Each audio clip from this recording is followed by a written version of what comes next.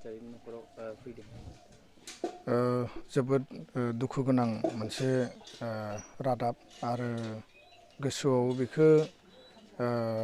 माने सानस'नो हाया जे जोंनि सासे फंबाय दानसोरां नार्जारि गवायाव इन्टारनेशनेल बा नेशनेल किक बक्सिं जि बेयाव टुर्नामेन्ट जादोंमोन बेयाव गल्ड मेडेल मोननो हानाय बा चेम्पियन जानो हानाय दानसोरां नार्जारि फंबाया थांनाय 22 तारिखआव न'निफ्राय ओंखारलांदों आसामनि टीम हिसाबै आरो जिखिनि इभेन्ट दंमोन बेखौ गेलेखांनायनि उनाव बा गल्ड मेडेल बा चेम्पियन जानायनि उनाव न' फारसे जेब्ला रिटार्न जानायनि सम बे सानखालि थांनाय 1 डिसेम्बराव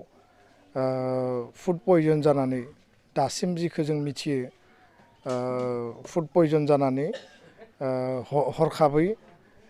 लकेलनि हस्पिटालाव माने रेलवेयाव फैबाय थानाय समाव रेलवे डाक्टरा बेखौ ट्रिटमेन्ट खालामदोंमोन नाथाय बेखौ हायैनि उनाव लकेल सरकारि हस्पिटालाव बेखौ लांनाय जादों गदाबरियाव आरो बेनि उनाव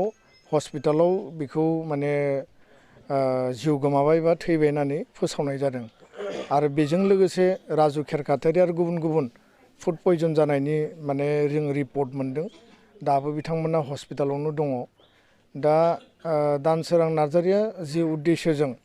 आसामनि जानानै नेशनेल इभेन्टआव बाहागो लादोंमोन आरो सासे बर' फिसा हिसाबै बर'नि सिनायथि आरो बर'नि जिखिनि मान मर्यादा बेखौ लाखिनानै हारिनि थाखाय रायजोनि थाखाय आरो देशनि थाखाय जेरैबायदि गेलेहैदोंमोन बे जोंनि थाखाय गोग्गाथाव नाथाय दुखुनांथाव बाथ्राया जाहैबाय जे बिथांखौ जों जेरैबायदि बिथांनि देरहासारनायाव बिथांनि गल्ड मेडेल मोननायाव जों जेरैबायदि रंजानांगौमोन नाथाय बिथाङा दिनै गोथां महराव फैयाखै बिथाङा रुंसारि जाबाय आरो बिथांनि डेड बडिखौ लाबोगासिनो दङ जों बयबो न'खरनि सुबुं गरेस्वर ओनसोलनि गासैबो मेलेमजिबि ससियेल वार्कार आरो दुलाराय बर' फरायसा आफाद ज' लोगो नांनानै आरो बिटिआरनि सरकार गासैबोनिबो नाजानायाव बिथांनि डेड बडिखौ लाबोगासिनो दङ आं मिथिनायाव वेस्ट बेंगल सफैबाय खोब सम्भब दिनै मोनाबिलियाव सफैगोन आं गिबियावनो दुलाराय बर' फरायसा आफादनिफ्राय बे जि जाथाय बे जाथायखौ गोथौयै दुखु मोननाय आं फोरमायबाय आनान गसाइनियाव आर'ज गाबदों जाहाथे बिथांनि सोरगोआरि जिउआ इसोरनि खाथियाव आलो गोजोनै थानो हाथों आरो न'खराव फैनानै मिथिबाय जे सानै बिब' दङमोन बिथांमोना हाबा जालांबाय बिनानाव सासे दङ हौवासा सासेल'मोन दा बिथाङाबो गैलिया बिफा राजेन नार्जारि बिथांजों रायज्लायदों बिमाया दुखुजों सेलाइन लागासिनो दङ बिथांजोंबो सावरायदों बे खैफोद आरो दुखुनि समाव न'खरजों जोङो जेब्लाबो गसंथादों न'खरनि दुखुआव जों बाहागो लादों आरो फैबाय थानाय समाव बे न'खरा जिहेथु खोब गोरिब न'खर आरो खोब गोरिब न'खरनिफ्राय थांनानै बर' हारिनि मानजों लोगोसे आसामनि बा भारतनि जिखिनि माने मोनसे सम्पद हिसाबै किक बक्सिंआव चेम्पियन जादोंमोन आङो खावलायगोन जे बिटिआर सरकार आसाम सरकार आरो भारत सरकार ज' लोगो नांनानै न'खरनि थांना थानायनि थाखाय न'खरनि जौगानायनि थाखाय जायखिजाया राहा मोनसे बेबस्था खालामनानै होनांगौ आरो बे बाथ्राखौ लानानै जोङो इन्टारनेलि सरकारजों काउन्सिल आरो स्टेट गभमेन्टजों जों सावरायगोन बा बिथांमोनखौ नारसिनगोन बे बाथ्राखौ आं दिनै बेयाव फोरमायबाय आरो लोगोसेयैनो जोंनि साफ्रोमबो जायफोरा गुबुन गुबुन इभेन्टआव फुटबल आर्सारि बा गुबुन गुबुन इभेन्टआव गेलेनो थाङो जों खोब सिनसियार जानांगोन बाहेरायाव जानाय लोंनायनि बेलायाव बा बेबायदि फुड पयजन जानानै जाहाथे जों अबथिरायै जिउ गोमानो गोनां जाया खारन बिसोरनि गोबां माने भबिसत दङमोन आरो बे भबिसतआनो जोंनि बर' हारिनि मोनसे सिमां आरो बेखौ जों मोगथाङाव जाफुंहोनांगौमोन नाथाय बे मोनसे अबथिरा जिउनि मोनसे थुंगेनाय होननानै आङो बुंनो सानो दा बेबायदि जाहाथे जोङो रिपर्टखौ मोनबावा बिनि थाखाय जों बयबो सांग्रां जानांगोन जोङो न'खरजों जेब्लाबो दङ आरो जोंनि गरेस्वर दख'रा एबसुआ जेब्लाबो न'खरजों आरो गामिजों ज' लोगो नांनानै जिखिनि उननि हाबाफारि दङ बे गासिबो खामानिखौ लोगोआव थाफानानै हाबा मावगोन आं बेखिनिखौनो फोरमायबाय गोजोन्थों। दानसोरां नार्जारिया खमैबो 10 10 घन्टासोनि उनावसो रुंसारि जानांदों बे समाव मोजां जिहेतु फाहामथाय लानो हायासै बिथांखौ जे आसाम सरकार आरो ब्रिटिश सरकारा बिथांखौ थोंजोङै मानो खबर लायासै बे 10 घन्टायाव बे जिखिनि जाथाय जादों ट्रेनाव जेब्ला जार्नि खालामजेनदोंमोन बिनि उनाव बिथाङा बेबायदि मोनसे फुड पयजन बा देहायारि माने जि मोनसे असुस्थ' थासारि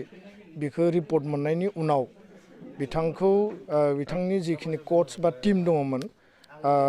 रिपर्ट खालामनानै सरकारि हस्पिटालाव लांदों होननानै जों मिथिदों नाथाय जायफोर थाफाग्रा बा लोगोआव दङमोन जिहेतु बै जायगानि फारसे बिथांमोनाबो माने ब्रड बेबायदि नलेज गैया बा बहा मोजां हस्पिटाल दङ मोजां ट्रिटमेन्ट बोरै लानो हागोन बिनि सायाव बिथांमोना मोजाङै डिटेल इनफरमेसन जिहेतु गैयामोन दा बेखायनो बिथांमोननिफ्रायबो रिपर्ट फैनायाव जथेस्थ' लेट जादों आरो आंनिसिम जोंनि हांगामा नार्जारि गरेस्वरनि आरो दिपेन नार्जारि बिथांमोना आंनो फोरमायहरदों बे समसिम बहुत लेट जाखाबायमोन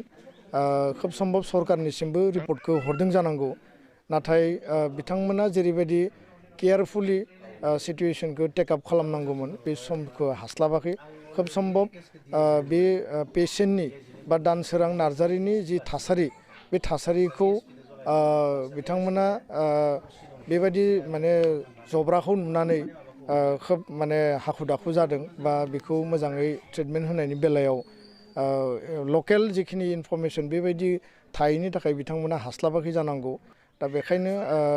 जिखिनि जालांबाय बेयाव सरकाराथ' निस्सय दायित्व दङ आरो सरकारनिसिम जुदि राइट टाइमाव प्रपारलि जुदि मेसेजआ सफैदोंबा बेखौ टेकआप खालामनायाबो सरकारनि रेसपन्सिबिलिटि किन्तु मेसेज सफैनायाव जथेस्थ' लेट जादों होननानै आं मिथिदों जाहाथे उननि समाव जोंनिफ्राय जायफोर गेलेनो थांगोन बियो लकेल माने गामिजों लोगोसे जोंनि आनसलिक एबसुआव बा लकेल डिस्ट्रिक्ट एडमिनिस्ट्रेसन डिसि लेभेलाव रिपर्ट खालामनानै थाङोब्ला बबे जायगायाव बेसेबां प्लेयारा गेलेनो थांगोन आरो बिसोरो बबेयाव थाहैगोन बिसोरो माब्ला रिटार्न जागोन बे गासै मेटारफोरखौ जोङो रिपर्टिं खालामनायनि मोनसे बेबस्था खालामनांगोन नङाब्ला जोंनि साफ्रोमबो लाइमोना गेलेनो थांगोन आङो दा मिथिदों गोबां जायगानिफ्राय बेबायदि जोंनि क्लास 9, 10 माने जुनियराव बा सिनियराव गोबां इभेन्ट दा कभिड-19नि एसे नर्मेलिसि फैनायनि उनाव गोबां इभेन्ट जागासिनो दङ गेलेनो थांदों किन्तु सोर बबेयाव थांदों सोर लांदों आरो मा गेलेहैदों बेखौ लानानै माने खुनु हिसाब निकास गैलायलाया दा बेखायनो उननि समाव जोङो भेरि माच सिनसियार जानांगोन जाहाथे जोंनि खुनु सासे लाइमोना लाइफ लस बा जिउ खहा जानो गोनां जाया नैबे समाव जों मिथिनो मोनबावदों बिटिसिनि स्पर्ट्सनि इएम आरो आसामनि स्पर्ट्सनि मिनिस्टार बिथाङा बुंबावदों माने जि बक्सिं गेलेनाय जे बिथांमोना थांदों बियो माने माबा नङा होननानै बुंदों सरकारि भाबै नङा होननानै बुंदों बे बिथांमोना सरकारि भाबै नंगौना नङा बेखौ जोङो नायबिजिरगोन आरो बिथांमोना प्रपारलि बबे चेनेलजों थांदोंमोन दा बेखौबो जोङो नायनांगोन आरो बिथांमोना जि बाथ्राखौ बुंदों दा बिनि सायाव जोङो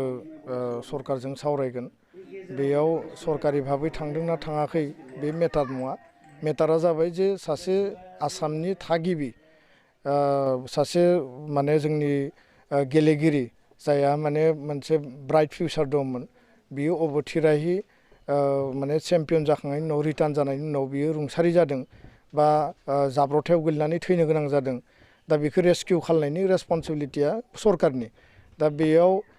सरकारनियाव सोंना थांदोंना थाङाखै बे मेटार नङा दिनैनि मेटारा जाबाय सरकारा जनसाधारन 3 कौटि 25 लाख आसामनि जि जनसंख्या बे 3 कौटि 25 लाखनि माने रेसपन्सिबिलिटिया सरकारनियाव थायो जायखिजाया नोगोरारिया माबा मोनसे आंखालाव खैफोदाव गोलैयोबा सरकारा बेखौ रेस्किउ खालामनांगौ बा बेखौ बासायनांगौआ सरकारनि दायित्व दा बेखायनो उननि समाव जाहाथे बेबायदि इरेसपन्सिबोल माने कमेन्टफोरखौ होआ बेखौ लानानै सरकाराबो सांग्रां जानांगोन